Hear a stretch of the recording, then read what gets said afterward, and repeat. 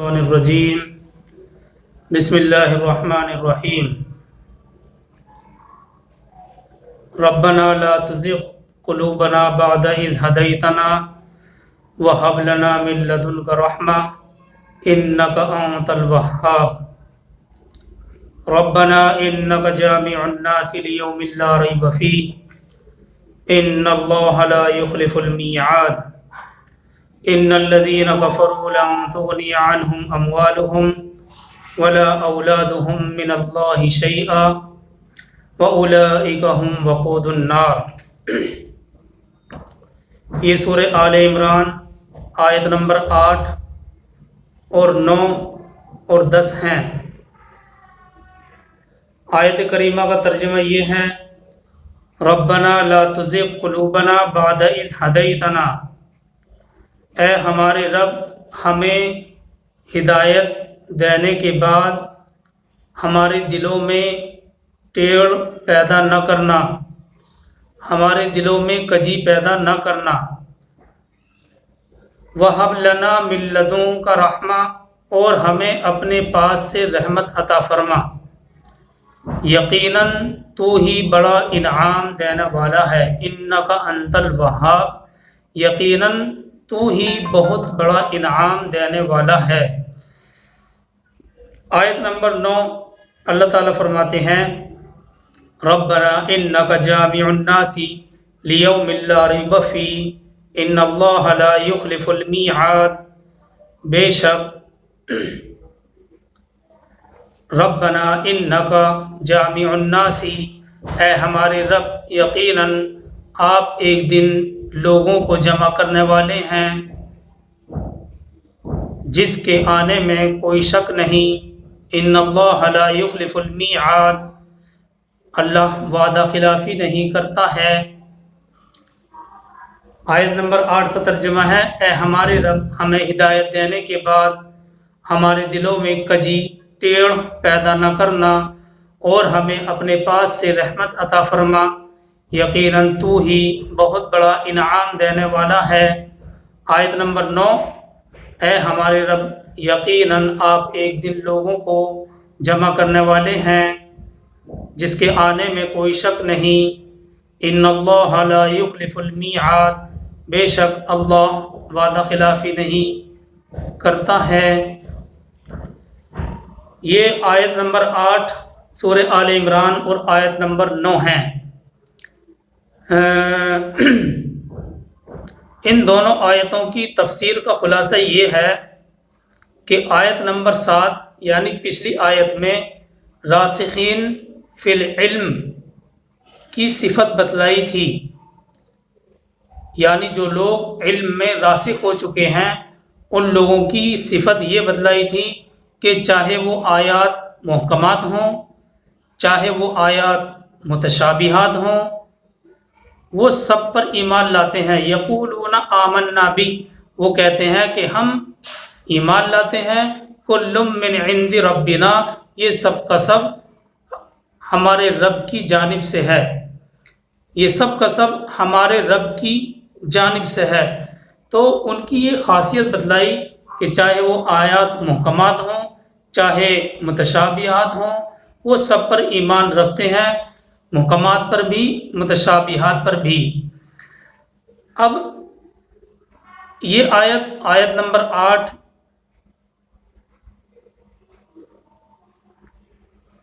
انہی کے بارے میں بتلایا جا رہا ہے کہ یہ لوگ دعا کرتے ہیں۔ پہلے ہمیں یہ سمجھنا ہے کہ راسخین فی العلم کون لوگ ہیں۔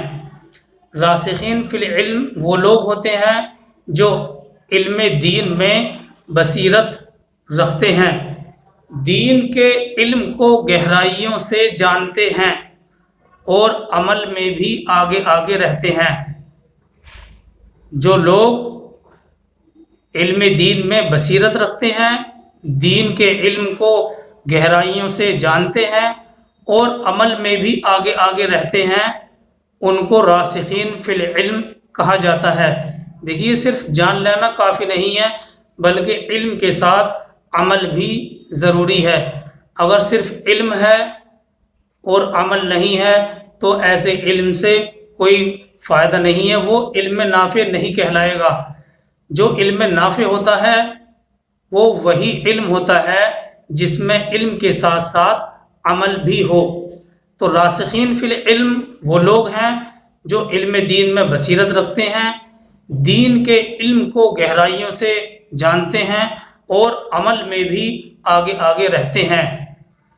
یہی سوال سرکار دو عالم صلی اللہ علیہ وسلم سے بھی پوچھا گیا تھا کہ قرآن کریم کی یہ جو آیت ہے راسخین فی العلم کا لفظ لایا گیا ہے، سرکار دو عالم صلی اللہ علیہ وسلم سے سوال کیا گیا راسخین فی العلم کون ہیں، پختہ علم والے کون ہیں؟ آپ نے فرمایا راسخین فی العلم وہ ہے جس کی قسم سچی ہو، جس کی زبان راست گو ہو، جس کا دل سلامت ہو، جس کا پیٹ حرام سے بچا ہوا ہو، اور جس کی شرمگاہ زناکاری سے بچی ہوئی ہو، وہ راسخین فی العلم ہے، یعنی علم دین میں پختہ ہے۔ سرکار دو عالم صلی اللہ علیہ وسلم نے فرمایا جس کی قسم سچی ہو، جس کی زبان راست گو ہو، سچائی بولتی ہو، جس کا دل سلامت ہو، جس کا پیٹ حرام سے بچا ہوا ہو، اور جس کی شرمگاہ زناکاری سے بچی ہوئی ہو، وہ راسخین فی العلم یعنی علم میں پختہ ہیں۔ اسی طرح سے نافع بن یزید جو کہ مشہور ہیں مفسرین میں سے، وہ فرماتے ہیں کہ راسخ فی العلم وہ ہے جو متواضع ہو، جو عاجزی کرنے والے ہوں اور اللہ کی رضا کے طالب ہوں، اپنے سے بڑوں سے دبنے والے نہ ہوں۔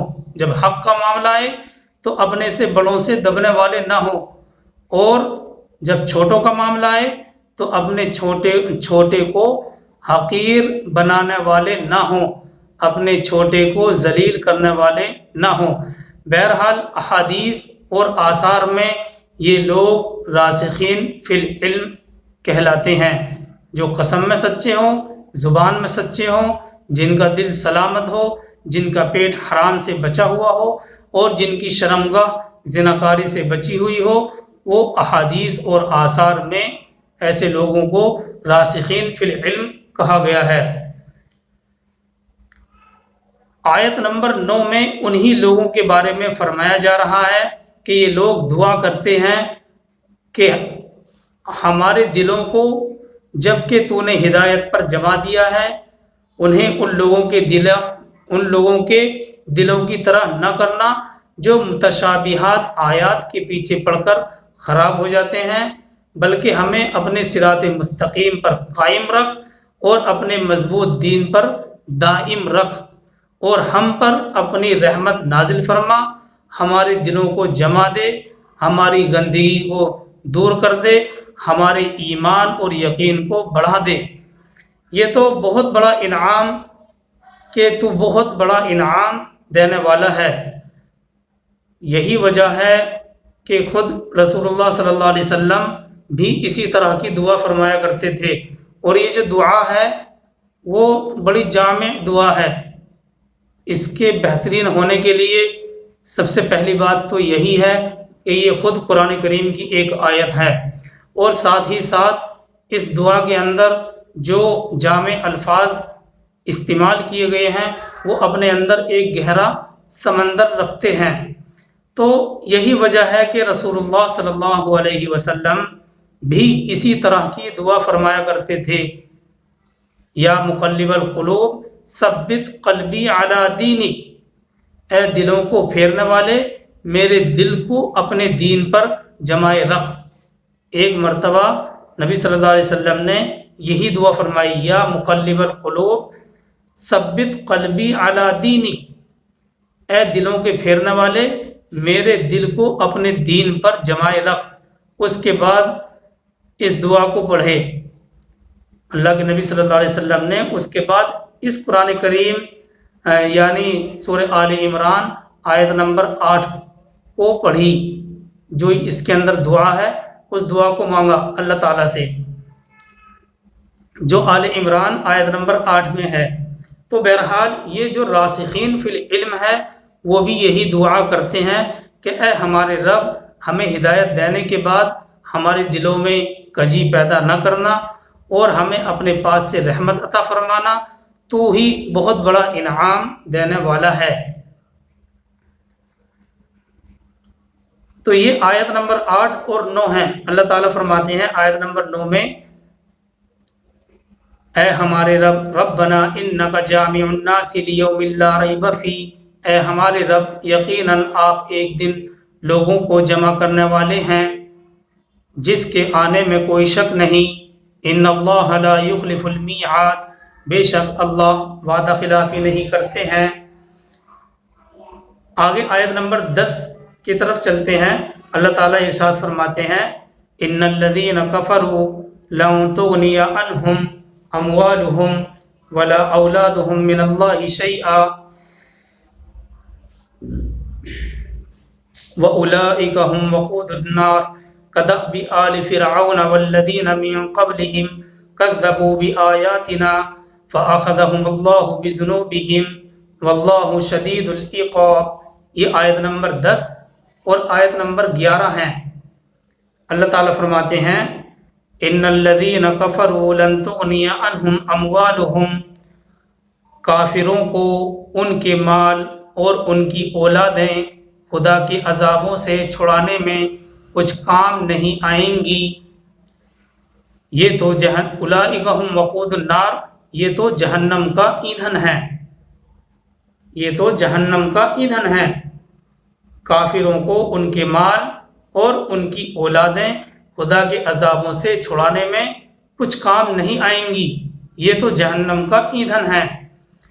آیت نمبر 11 کا ترجمہ، کدأب آل فرعون والذین من قبلہم کذبوا بآیاتنا فأخذہم اللہ بذنوبہم واللہ شدید العقاب۔ جیسا آل فرعون کا حال ہوا، کدأب آل فرعون من قبلکم، جیسا کہ آل فرعون کا حال ہوا اور ان کا جو ان سے پہلے تھے، جھٹلایا ہماری آیتوں کو، کذبوا بآیاتنا، جھٹلایا ہماری آیتوں کو، پھر اللہ نے بھی انہیں ان کے گناہوں پر پکڑ لیا، اور اللہ سخت عذاب والا ہے۔ واللہ شدید العقاب، اور اللہ سخت عذاب والا ہے۔ دیکھیے آیت نمبر 10 میں ان الذین کفروا، کفر کا لفظ آیا ہے۔ کفر کی حقیقت سورہ بقرہ آیت نمبر 161 میں گزر چکی ہے۔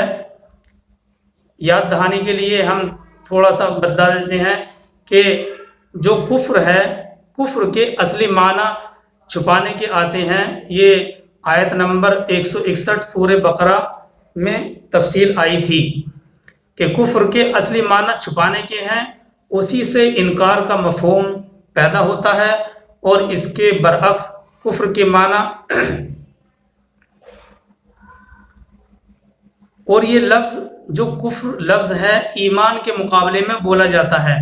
ایمان کے معنی آتے ہیں ماننا، قبول کرنا، تسلیم کرنا، اور اس کے الٹا کفر کے معنی نہ ماننا، رد کر دینا، انکار کر دینا۔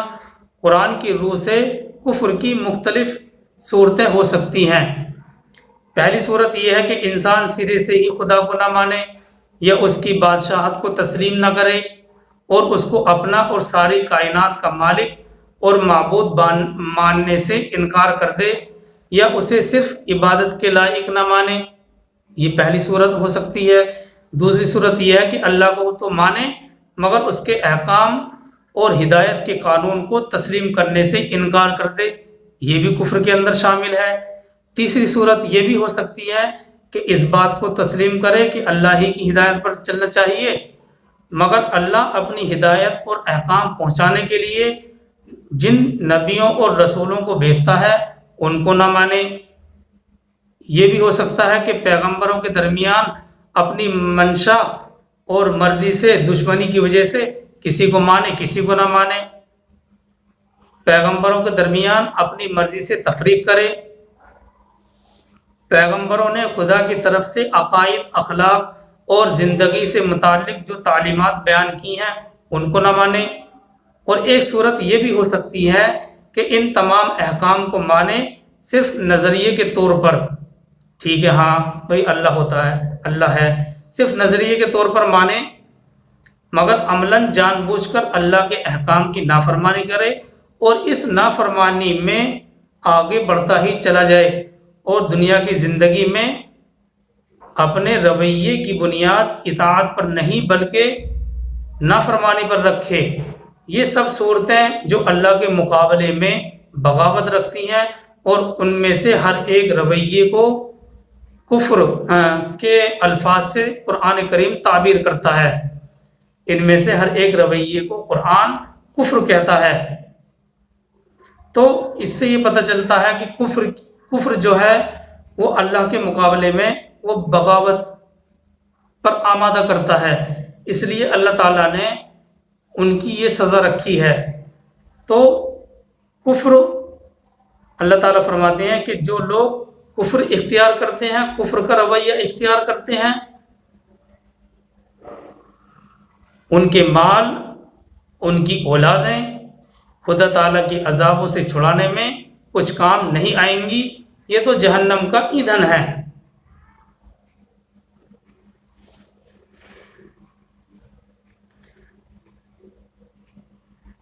ان کے لیے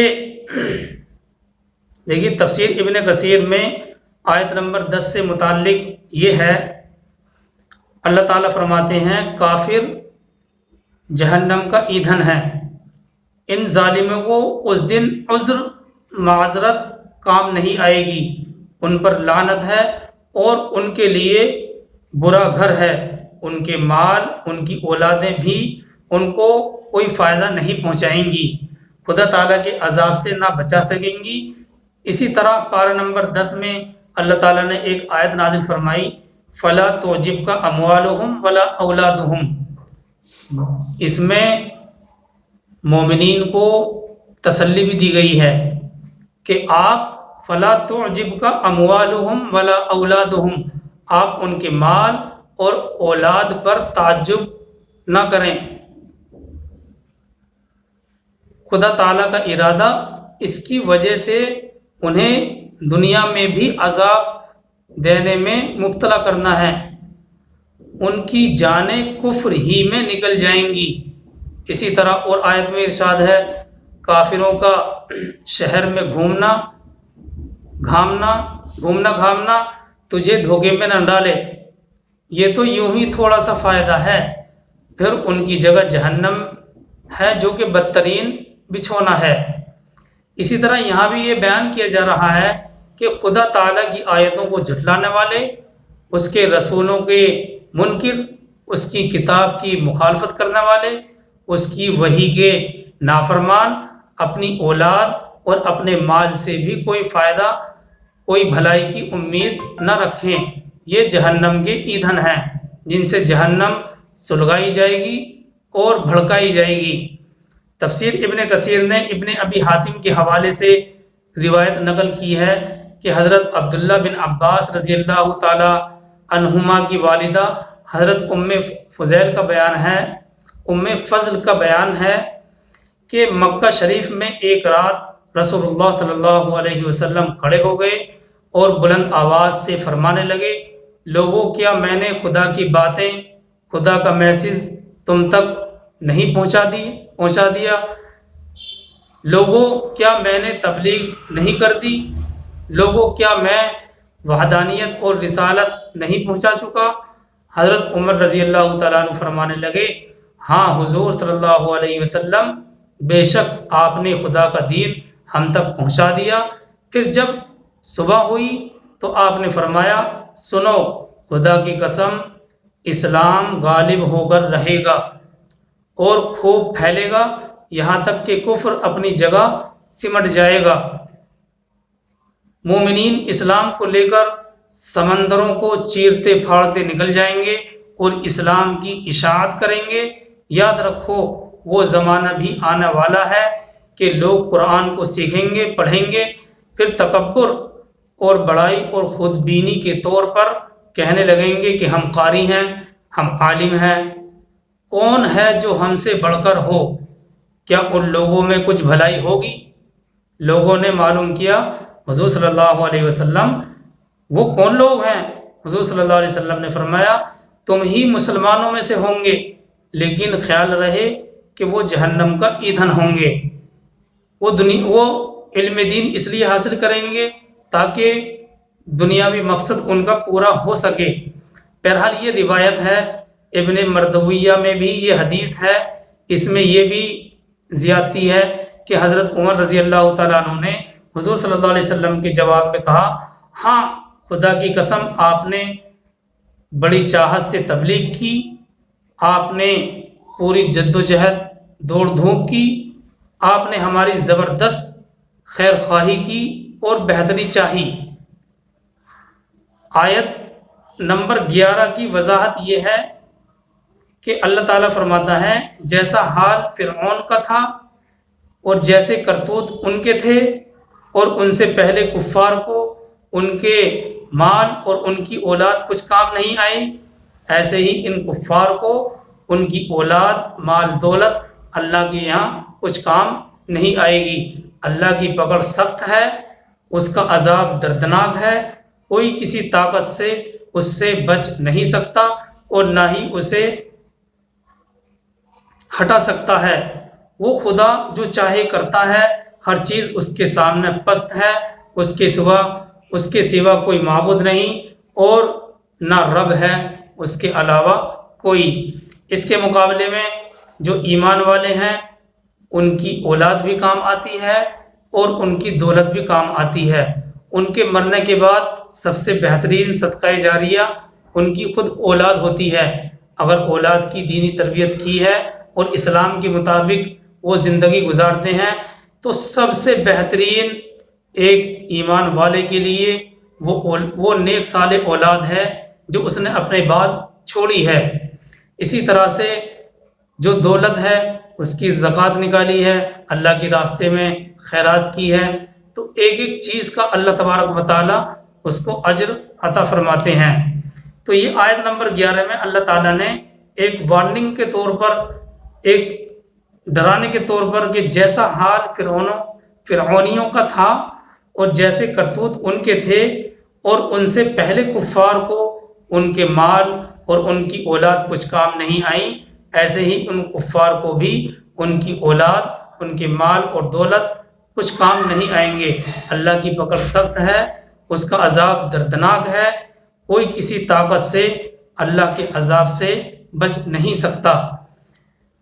تو یہ ساری وضاحتیں ہیں، یہ آیت نمبر 11 تک آپ کے سامنے وضاحت کی گئی ہے۔ آگے دوسرا مضمون شروع ہوگا آیت نمبر 12 میں۔ اللہ تبارک و تعالی ہم سب کو عمل کرنے کی توفیق عطا فرمائے۔